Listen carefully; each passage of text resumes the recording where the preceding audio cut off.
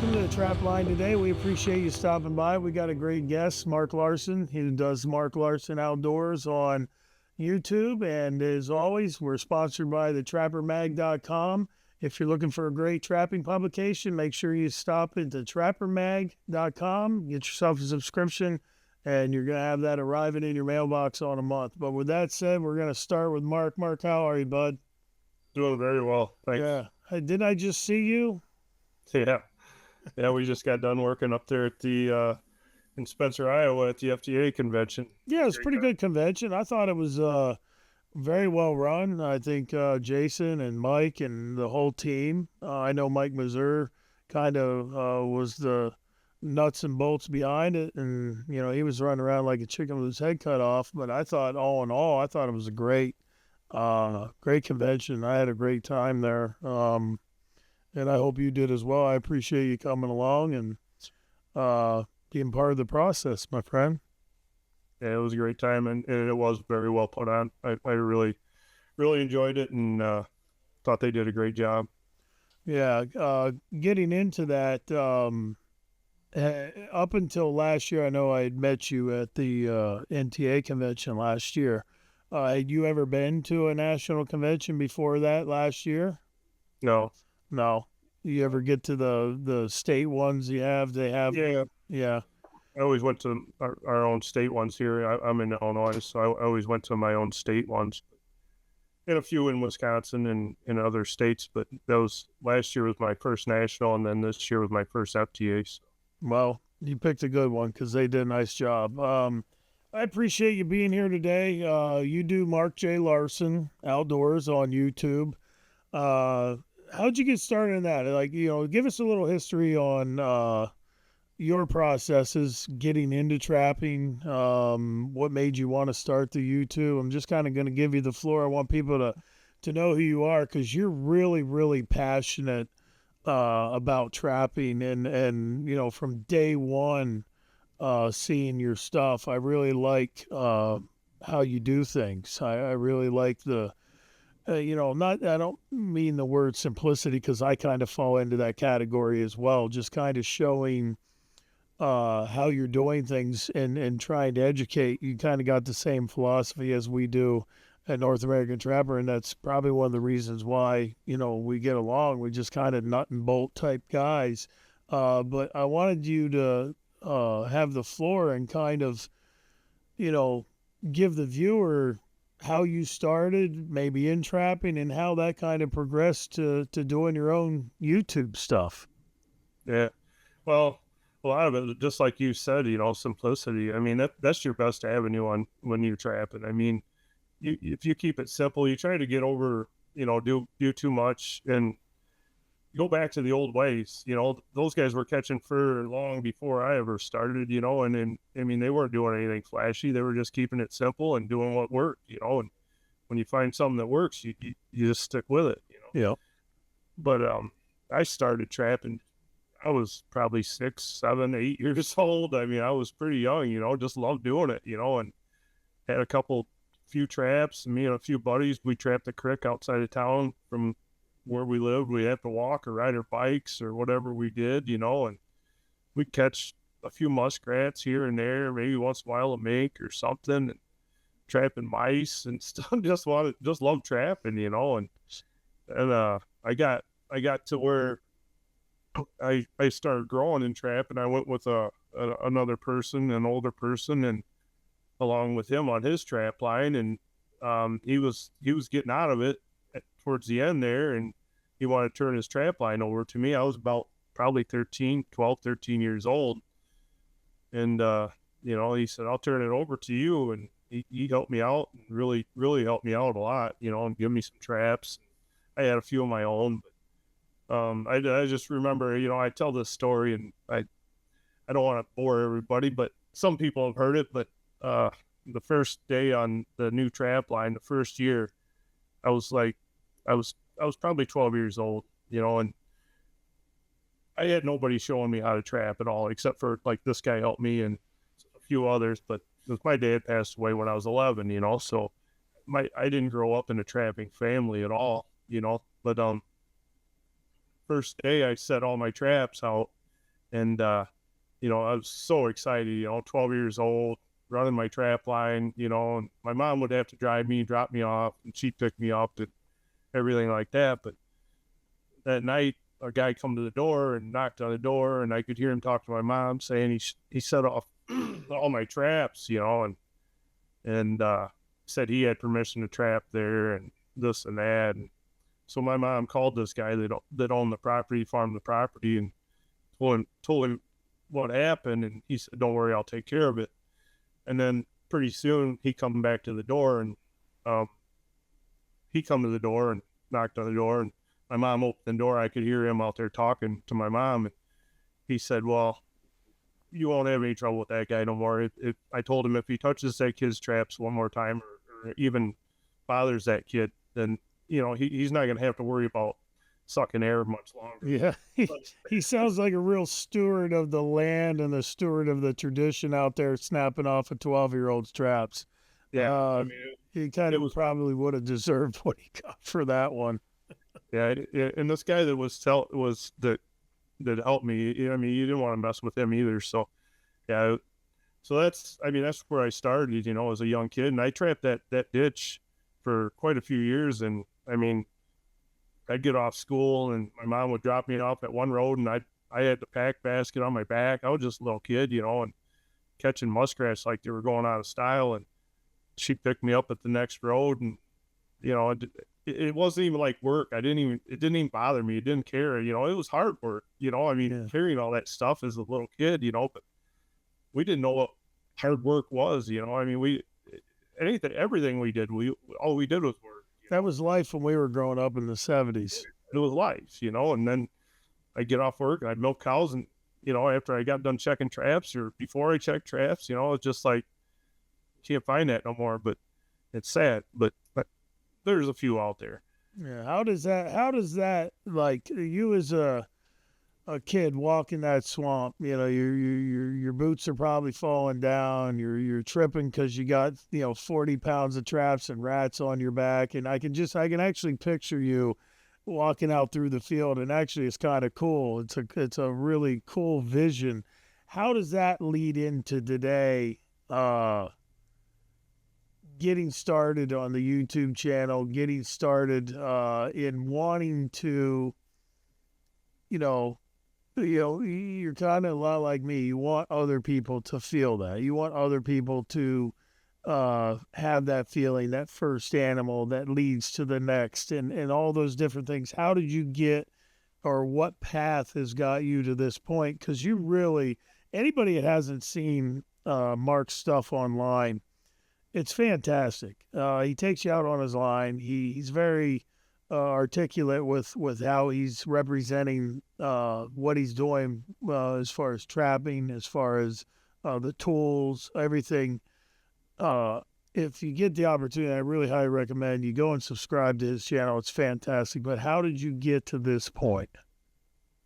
Well, I mean, I got out of trapping for a few years. I was raising a family and trying to, work and everything else. And then a few videos popped up on YouTube, and I never even watched YouTube hardly at all. And then I seen a couple trapping videos, and there were some guys catching coyotes, and I caught a few coyotes when I was younger, but nothing up to, nothing substantial. And, I just started watching it, and I was like, you know what, I want to get back into trapping. And I started buying more traps. I had a few, but not very many. Started buying traps, and Stu Miller was a huge help. Anything I watched him, if there was one thing I needed to learn about trapping, I watched him. Then I watched you on the TV show, and I'm like, I mean, this was before, I mean, this was back a while, but so I would watch anything I could, just like a sponge, and absorb it. Uh, get out there and start trapping, and I'd start pounding more sets in the ground every year, and more the next year. And pretty soon it started to become second nature. And I thought, you know what, I need to start videoing this, and I'd like to share with the other people, and try to help somebody else like me out. If they want to watch me, I want to explain it, and show what I'm doing. And, you know, the simplest things can make the difference between a really good trapper or just an average trapper. And I think the most important thing is just bedding the trap properly. I mean, it doesn't really matter what you're doing for lure, bait, set, you know, whatever. If that trap's got any wobble, you're gonna be disappointed. I agree. So Tell us, you got so much, it's almost like uh, you have it set up for this, but tell us a little bit about that wall behind you. I bet you each one of them critters has some specific meaning. I see the bobcat belly, I see the otter, the red fox, I see traps hanging on the wall. Tell us a little bit about that. Tell the viewer what each one of them means, because I fully anticipate each one of them has some special meaning. well, all the coyotes back here, you know, when I first got back into it, you know, I had a couple uh you know, small years, you know, and then when I really thought I knew what I was doing, which I still don't, but We never I- do. no, you're always learning, you know. We learned something at the convention this week. Remember about the white duct tape? Yeah, white duct tape around the beaver pole. Just hang a couple snares off the white duct tape. Right. First time, I'm like, we're still learning. Yep. But so the first year, the best year I had, the first best year I had on coyotes, I had a goal of 10, and so I ended up catching 11, and those coyotes are all back here. They're all except for one. One had mange, so but 10 of them, they're all tan back here, and I tan them all myself So and everything. And the fox I caught, the one of these coons yours. This is one of your Kansas coons. the back here. Kansas coons, yeah. Boy, look at the size of that thing. Jeez. They are, I mean, they're just ginormous. That's probably at least a 26, 28 pounder for sure. We had probably a half a dozen. We actually weighed one that was 32 and a half pounds. Yeah, you signed it for me. Yeah. You know, that's just one of my treasures that I'll never. Well, that's pretty never cool. get rid of.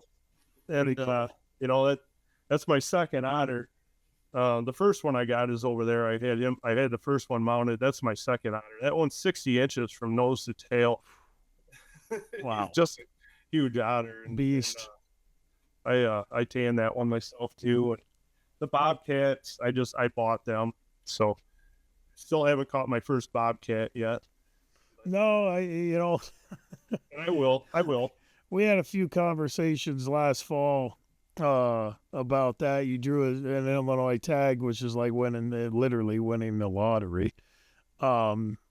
And you went out, man, you worked hard. You worked hard for a cat, and the weather didn't treat you right. And I know I had a few conversations with you. I said, just keep him in the ground. You're gonna get one, and you didn't. But you know what? We're gonna make sure we get you that opportunity again at some point. Yeah, I know. I'm not disappointed, you know, and I'm not disappointed in myself, man. I gave it what I had, you know, and thought I was doing what I needed to do, you know, just couldn't get their foot on the pan. You know? That's all right. We all have those issues.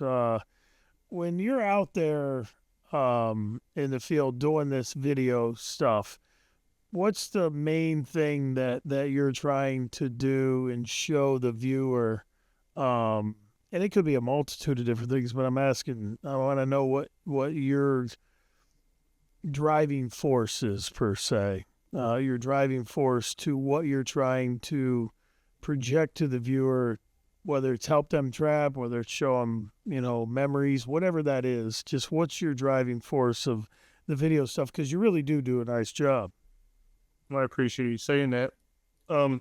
Probably my driving force is, you know, I do try to emphasize a lot of times, like when I'm putting sets in, you know, trap bedding and everything like that, and just trap location, you know, that plays a big part in it.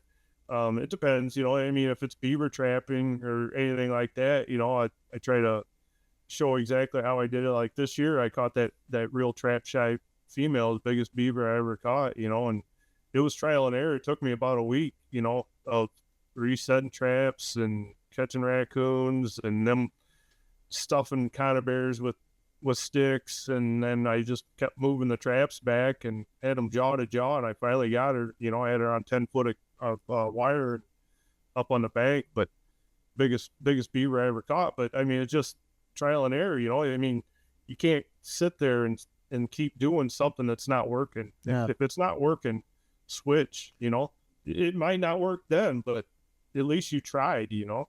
Continue pursuing it. Yeah, I never caught one that big. What was it, 65 pounds, you said? 55, yes. Yeah, biggest one I ever caught is 60 and a half. I got the 5 in there, but it's a point in between, 60.5. Actually, that's a great story. I'll tell you real quick. I was trapping, this was 2003. It's actually on video. It's in the Beaver and video. It's that monster I pull up out of the river. Anyway, I caught it, and it was 60 and a half pounds. And I was like, geez, that's the biggest beaver I ever caught. Well, the following year, I was somewhere, and my dad called me, and he's like, hey, I got a big one today. He's like, it was so big I had to weigh it. And guess what it weighed? 60 and a half pounds. He's like, man, I couldn't get that other half pound. And he goes, I was going to put some lead weights in it and take a picture of the scale, but it was the same exact size. And believe it or not, we trapped a lot of territory for beaver in Pennsylvania, 20, 30 years together, driving 50, 100 miles, different places, Arnott, Pennsylvania, Mansfield, the mines in English Center. And anybody watching this from Pennsylvania in that area is going to know all those places. But he caught that beaver less than 100 yards from where I caught mine, and there are both our biggest beavers, 60 and a half pounds. That's special. Yeah, it's a good memory I have, and I didn't mean to go off track there. No, I mean, I always appreciate all those stories you tell about you and your dad. Because you got that's one of the things that resonates with me, and I know it resonates with you as well. Those memories, being able to reflect back on those is what keeps you driving and that driving force going forward. But when you're out there, what's your favorite animal to go after?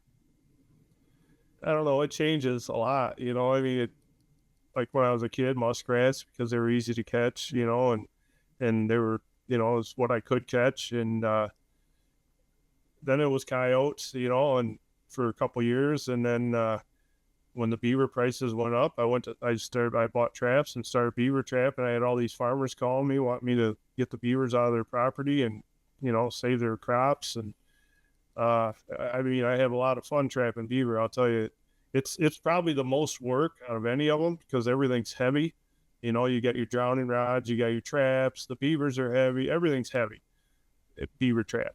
You're in waders and you're in deep water, but I would, I mean, it might change again someday. I mean, I get excited when I catch some. I caught my first badger a couple years ago. I mean, that was super exciting. Yeah. But I think beaver trapping right now is probably, I have more fun beaver trapping. I love coyote trapping, don't get me wrong. I'm going to try to do a lot more of that this year.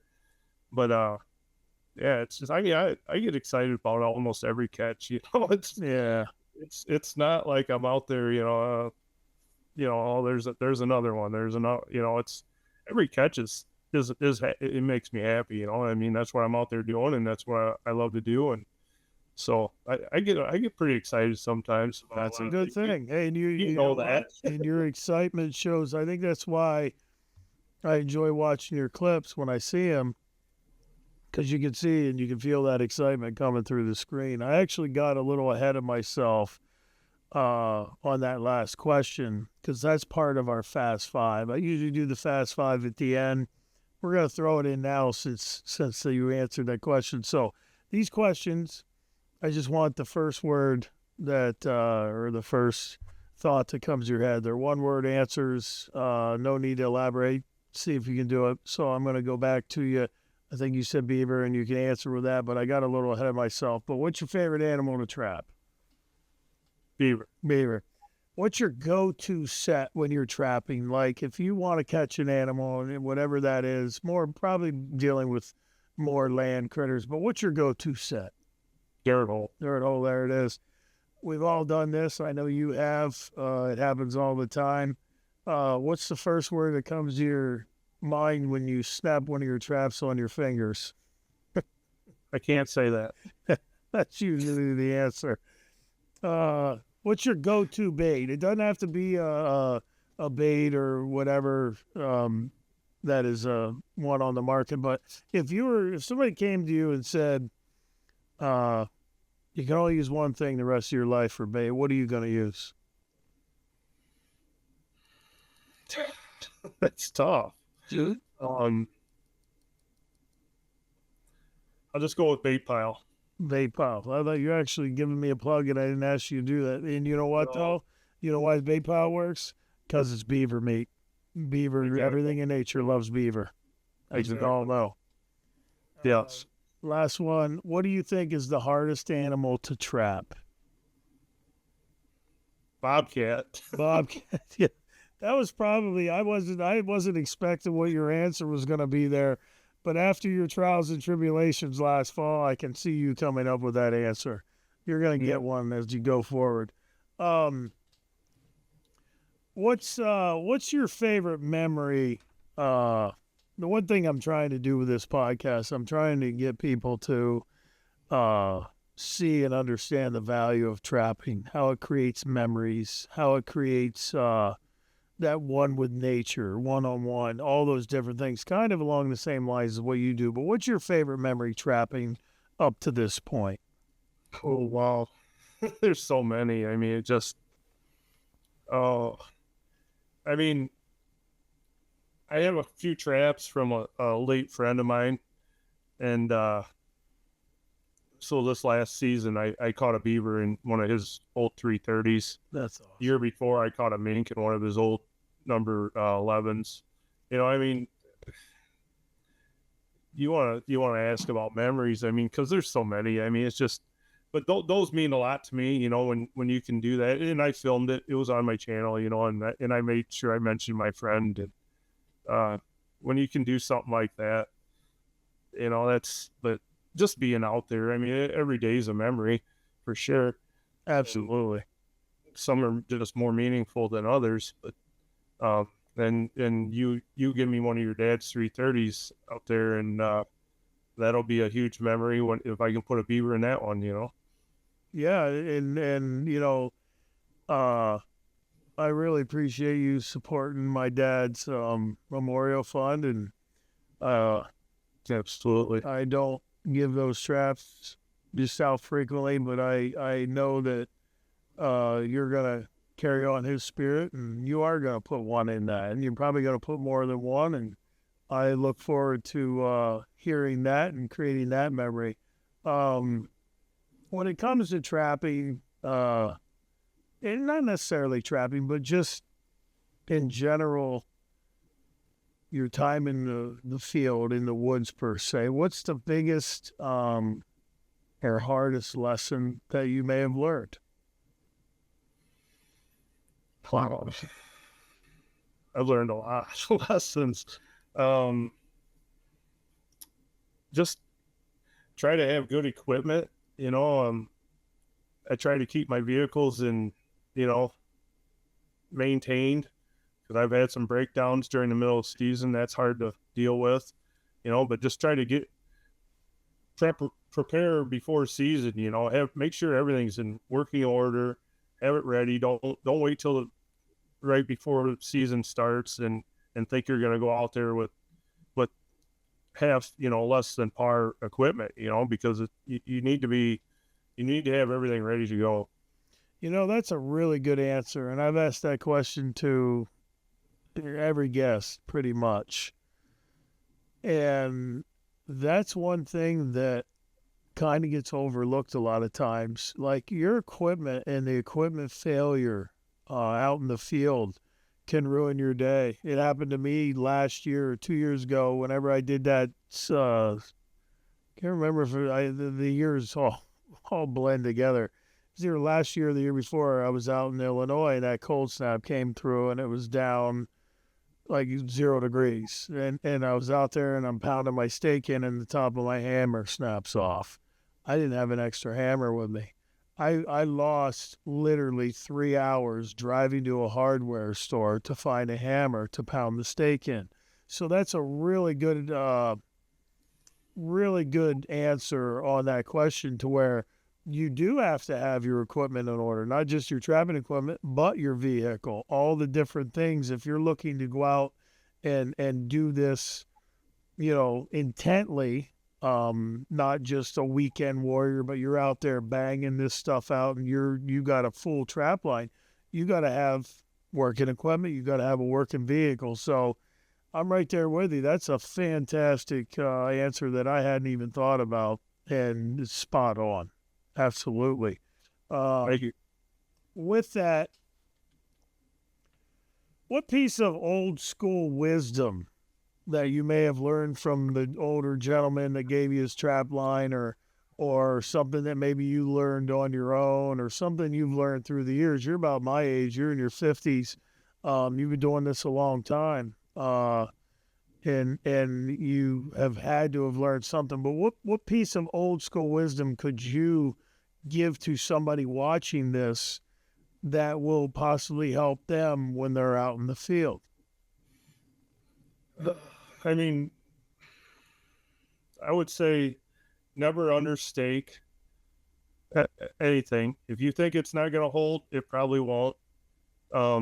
If you think you did something, I don't walk away from a set half thinking that I think there's something wrong, or if there's a little bit of movement in the trap bed or anything like that, I won't get up and I won't leave that set till I'm 100%, satisfied with what I did, and like I said, don't understake. If you think there's an anchor or a stake that's not going to hold an animal, don't do it. It's just setting yourself up to fail. You'll come back and that trap's going to be gone.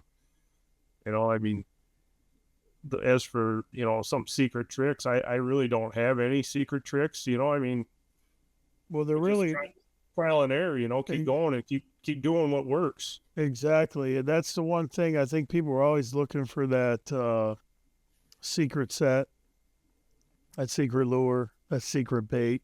Yeah, there's things that perform consistently better than others, obviously. I was very fortunate to have the opportunity to buy Johnny Thorpe's lure line. That Bad Medicine will perform or outperform pretty much any lure on the market. And it's not just because I'm making it, but I am doing it in the right way. We are making that lure religiously to that formula. We're not cutting it. And anybody, I mean, I could show you 50 different PMs or 50 different emails. We get emails and PMs all the time with, hey, it was out of stock for a while. When's that going to be back in stock? And, that email's coming in April. What are you trapping in April? But it's been that productive because it just works. And, but you're absolutely on target with, there is no secret set. There's really no secret scent or lure. It comes down to hard work. It comes down to a lot of those different things. And I think that, social media can make people look like they have lightning in a bottle. And that's just not the case. Yes, some will perform better. Some will underperform maybe the others. But as I say always, I got lure and bait. We sell that at NorthAmericanTrapper.com. We sell it at DakotaLineSnares.com. But I don't go around saying you need my stuff or you're not going to catch animals. Pretty much any respectable lure maker or bait maker on the market, you're going to use their stuff that's going to catch animals. And that's one of the things that, I'm adamant about. We don't tell people that that's the case. And leading forward, the next question I guess I would ask you is a little different, but on the lines of talking to somebody that maybe doesn't trap or somebody who doesn't understand trapping, how do you approach I know your videos cover the basics, kind of like mine, where there's no long liner watching our stuff, going, "Oh, I got to do it that way," because a lot of them are probably doing it more efficiently than me. That's not what I'm trying to do. I'm trying to get those people enthused, and you are as well, bringing new people in.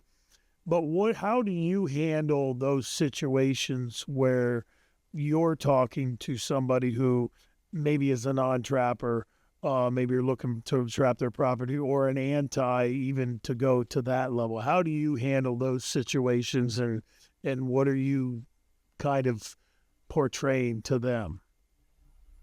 Well, usually if somebody wants me to trap their property, they'll seek me out if they have a problem. But if I want to trap their property, I'll explain to them, or maybe they're a hunter, maybe they're not a trapper yet. Maybe I'll try to get them into trapping. I'm saying maybe they're a turkey hunter or a pheasant hunter, and I'll be like, here's what you need to do. I mean, you're sitting here telling me you got a decline in your turkey or pheasant population or your deer population.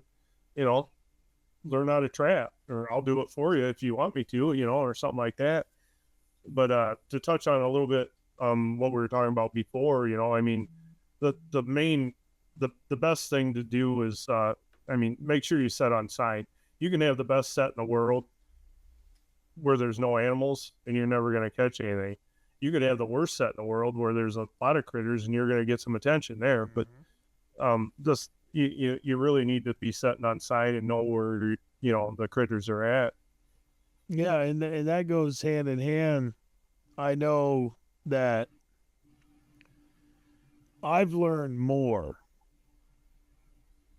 through my mistakes in the field as a trapper, that obviously makes me a better trapper, and it makes me a better understanding of animals' nature and things like that. But that translates. That translates to being a better hunter. I think it makes you a better fisherman.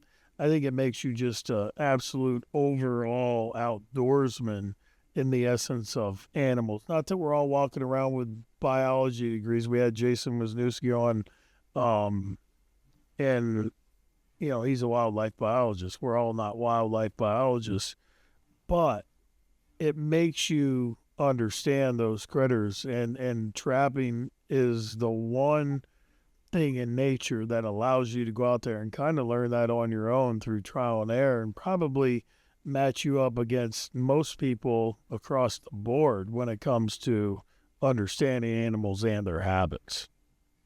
Absolutely. I mean, I know by reading sign for trapping and everything, it's made me a much better deer hunter, elk hunter, turkey hunter, whatever. I mean, I'm with the other guys that I hunt with or something, and they're like, they miss these small things that a trapper will look and say right there, I mean, and they're like, what is it? That sign you should be reading, because that's going to make you a better hunter. But trappers do have a better sense of picking up the small things and reading sign a lot better. I really do believe that. I like to call it the outdoorsman's compass. We have a compass in our head that is always kind of pointing us in the right direction when it comes to all of those outdoor facets. And I can't remember who I was talking to previously, but I would match up any trapper that's spent some time in the woods against any hunter when it comes to being able to go out there, read sign, all those different things. And that's a provable theory. That's not something that I'm just saying. It's just when you get out there and you have that opportunity at that one-on-one with those critters, it just makes you a better overall outdoorsman. Absolutely. I 100% agree with you. Yeah. So moving forward, what's in store for Mark Larson? What's in store for Mark Larson Outdoors? What are you looking to do this fall? What are you looking to accomplish with your path forward with the YouTube? I obviously get redundant with you, thanking you for your help in the processes at North American Trapper, where we extend a discount out to your viewers on baits and lures and things like that. But what is your vision? What are you looking to accomplish as you move forward? This year I've already set a goal of I want to catch as many coyotes as I can. I mean, I know the market's not good, but it needs to be done. That's the reason that nobody else is doing it. I mean, because they're doing it for money. I'm not doing it for money. I'm doing it because this is what I enjoy, and this is what needs to be done. That they need to be controlled, and so that's my main goal this year, and just and through my videos trying to help others, and explain what I'm doing, and hopefully it helps somebody that way. And I got a few. My nephew wants to learn to trap this year, so I'm gonna have him on the trap line with me. I'm thinking he's gonna go with me. He's bought a few traps, and I'm helping him get them ready to go. And so, I mean, just and if anybody else, I mean, there's other people that have asked to ride with me, and I've taken them along a few times. But other than that, it's just trying to promote our sport. Like we are. That's what we're trying to do. And we need to get more out there. We're dying off faster and we're getting new blood in there, and it's sad. But and the other thing that's sad about it is nobody wants to do anything if they can't make a buck. And it's that's not what we're all about here. So Well, that's all valid points. Every one of those, I can just, I know who you are, and I can tell you right now, you taking your nephew out, you're going to see him catch that first animal, whether it's a raccoon and a DP, or whether it's a 1.5, or whether it's a beaver and a 330, or whatever that first critter is. That's going to be burned into your brain. That's actually, what I've over the last few years, whether it was my son, whether it was, Matt and Cranky, who you were, friends with, whether it's been, whoever, there was a young girl from Pennsylvania at the Trappers College when I was out there filming for the FTA, seeing them catch that first critter and just their eyes just light up, just like, whoa, I did it. I caught one. You're going to enjoy that so much, and you're going to live vicariously through that process. And I know you have before, and I know you will again. And that's truly what it's all about. We all have to put that good foot forward, try and get people pointed in the right direction, show them that it's not as hard as you think it is, get them started in the right direction, and then let them find their own path moving forward. But I think you're gonna enjoy your nephew out on the line with you for sure. oh yeah, I know I will. We just need to educate more people.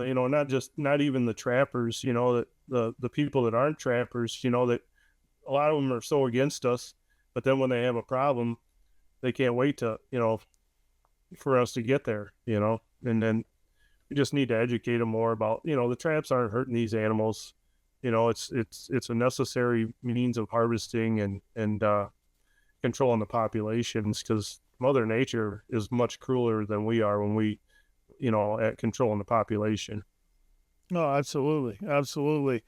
I guess we'll finish with this, which all of us, if you have enough traps out and you're out in the field long enough, you're going to have some empty traps. You're going to have full days where you have empty traps. You're going to put 30 sets in the ground and think, man, I'm going to knock them out of the park tonight. And you're going to go back, you're going to be 0 for 30.